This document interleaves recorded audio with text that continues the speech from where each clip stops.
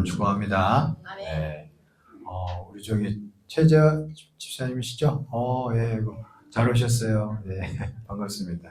네, 저번에 오신 분인가 아시죠, 다들? 예, 반갑습니다. 네, 오늘 말씀 가지고 미래가 밝은 인생이라는 제목으로 말씀 잠깐 전하겠습니다. 우리가 이제 잘 아는 내용인데요. 롯하고 아브라함하고 이제 재산이 서로 많아지면서 같이 사는 게 어려워졌어요. 그래서 이제 서로 이제 갈라지게 되는 내용인데, 우리 잘 알다시피 롯은 좋은 도시를 갔습니다. 소돔과 고모라 딱 이렇게 보고 가장 먼저 선택할 기회가 주어져가지고 소돔과 고모라, 그때 당시 제일 번화한 도시죠. 그것을 선택해서 가게 되었어요. 그죠? 그리고 아브라함은 어디를 갔냐면 시골로 갔습니다.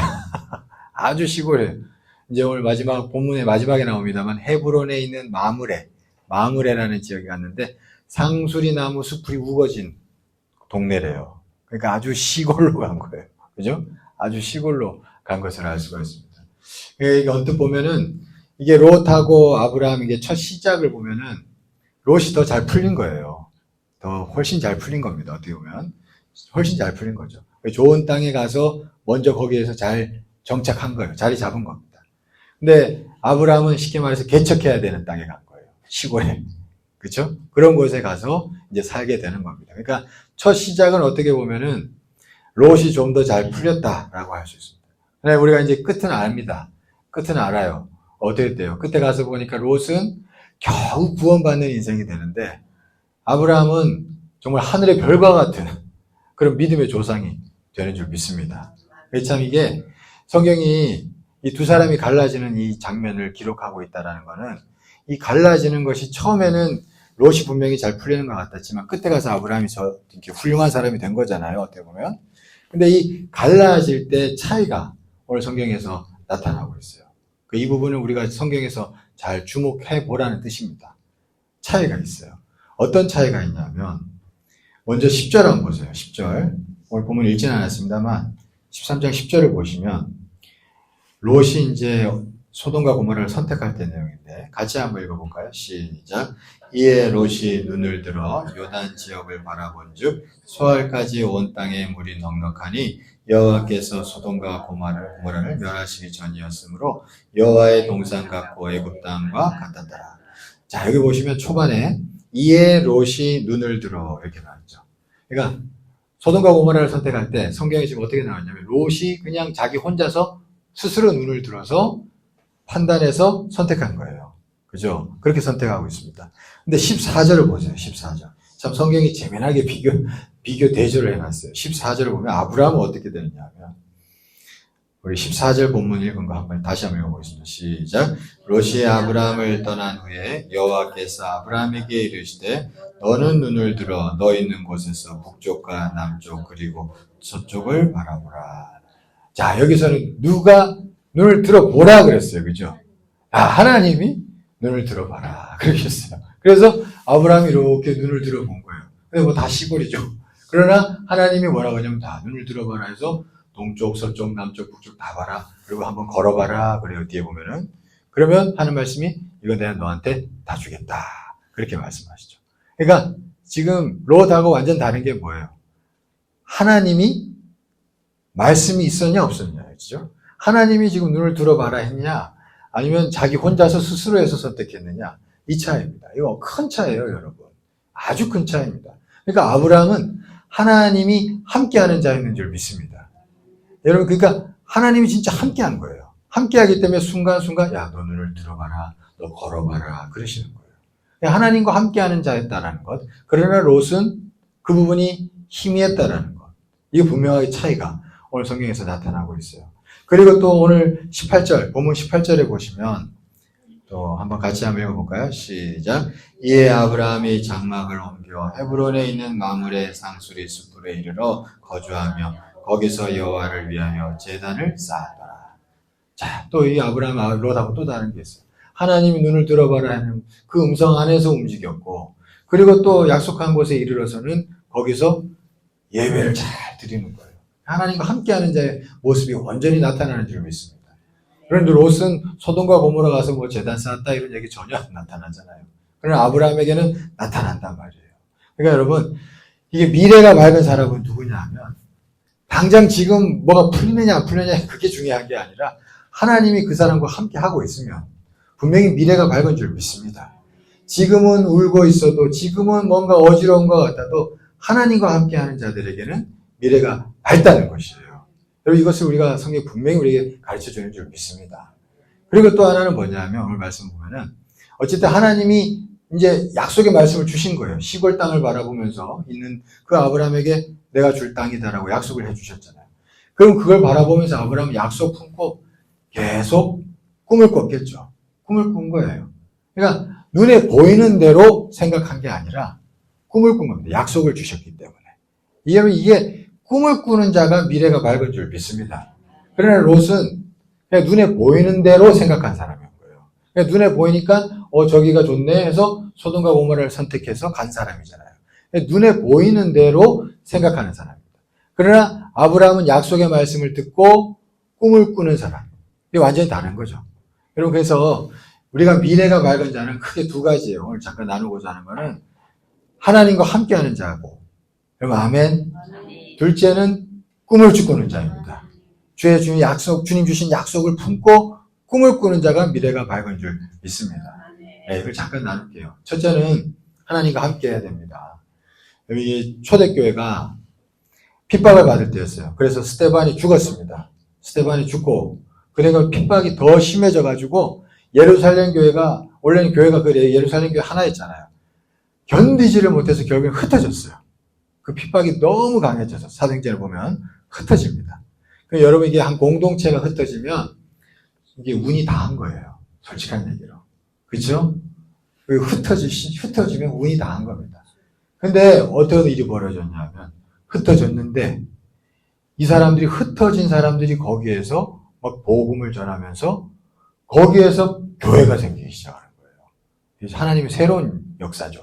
그래서 우리 잘 알듯이 빌립이 사마리아로 흩어져서 사마리아로 갔는데 거기서 복음을 전했더니 막 부흥이 일어나가지고 거기서 교회가 생겨버리는 거예요. 그런 내용이 스데반 사후에 일어나는 일입니다.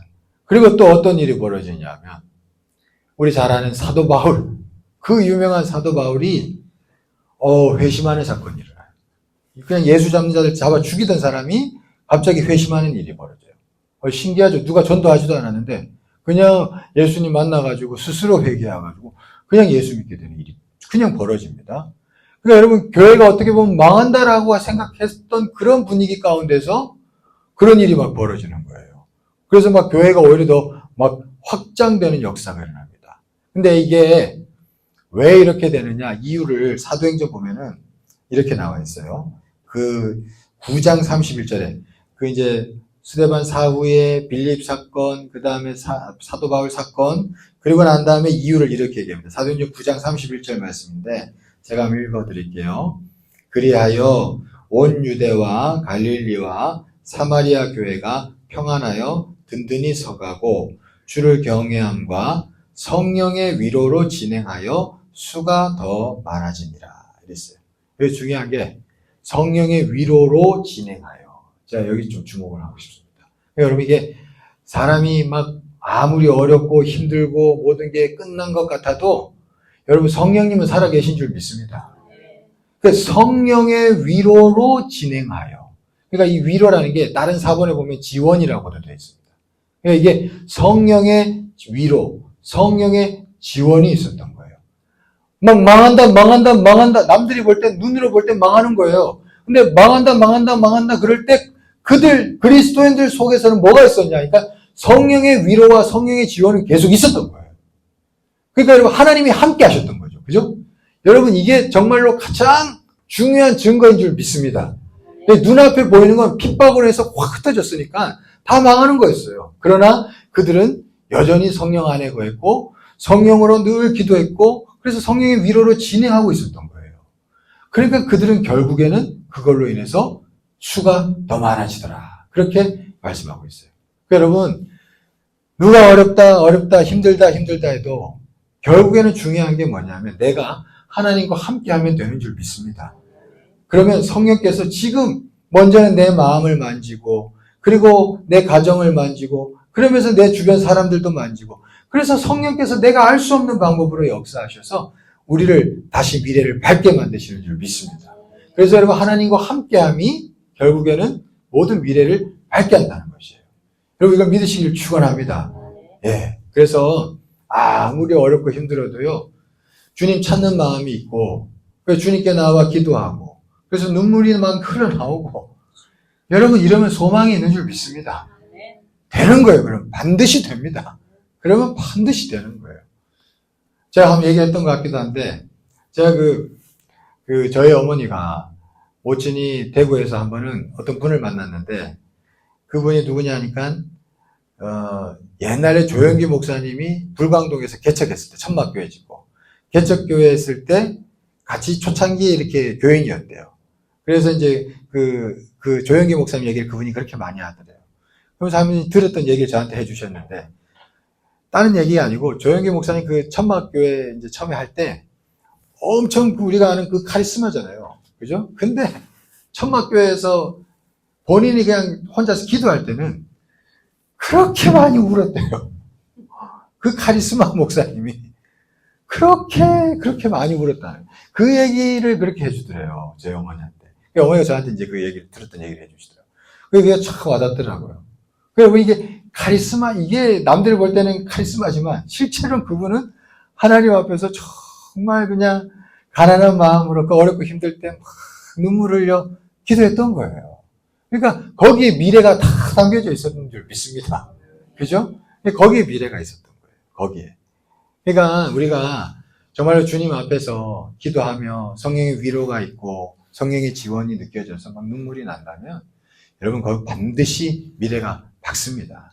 여러분 우리가 하나님 앞에 늘 나아가시기를 축원합니다. 네, 하나님과 함께하는 것이 결국에는 우리의 모든 소망이 거기에 있다는 것. 다시 한번 우리가 믿고 바라볼 수 있기를 축원합니다. 그래서 우리가 하나님과 함께함이 미래가 밝다. 이걸 기억하면 좋겠어요. 아브라함은 하나님과 함께했습니다. 둘째로 꿈을 꾸어야 미래가 밝습니다. 아브라함이 당장 좋은 곳에 가지는 못했지만, 그죠? 좋은 곳에 가지는 못했지만 이 땅을 하나님이 다 주신다는 걸 믿고 꿈을 꿨다는 걸 우리가 알 수가 있어요. 꿈을 꿔야 됩니다. 저와 여러분들이 꿈을 꾸시기를 축원합니다. 예, 이게 사람이 한 살 한 살 먹을수록 현실적으로 바뀌잖아요. 그렇죠? 현실적으로 바뀝니다. 근데 여러분 현실 감각이 또 없으면 세상 살 수가 없죠. 감각은 있어야죠. 그래 현실주의자가 되면 안 됩니다. 이게 뭐든지 주의자가 되면 좋은 게 아니에요. 왜냐하면 이게 한쪽으로 치우치는 거기 때문에. 그죠? 현실주의자가 되면 사람이 너무 각박해지고 때로는 비판적이고 그렇게 됩니다. 그러면 꿈을 못 꿔요. 중요한 건. 꿈을 꿔야 되는 것도 사람에게 있어서 아주 중요한 부분인 줄 믿습니다. 근데 현실주의자가 되면 꿈을 못 꿔요. 꿀 수가 없습니다. 요즘에 제가 이렇게 초등학생들이나 중학생들이 이렇게 가끔 마주쳐서 얘기해보면 참 안타까운 게 너무나 나보다 더 현실적이에요. 그런 거 느끼셨어요? 요새 애들 이렇게 얘기 들으면? 무서울 정도로 현실적이에요. 근데 여러분 그게 다 어른들 문제예요. 어른들. 걔네들 들은 대로 하는 거예요. 어른들이 애들 앞에서 막 현실적인 얘기 너무 많이 하는 거예요. 비판, 너무 많이 하니까 이게 애들이 현실적으로 바뀌는 거지. 이게 다 그 열매입니다. 어떻게 보면.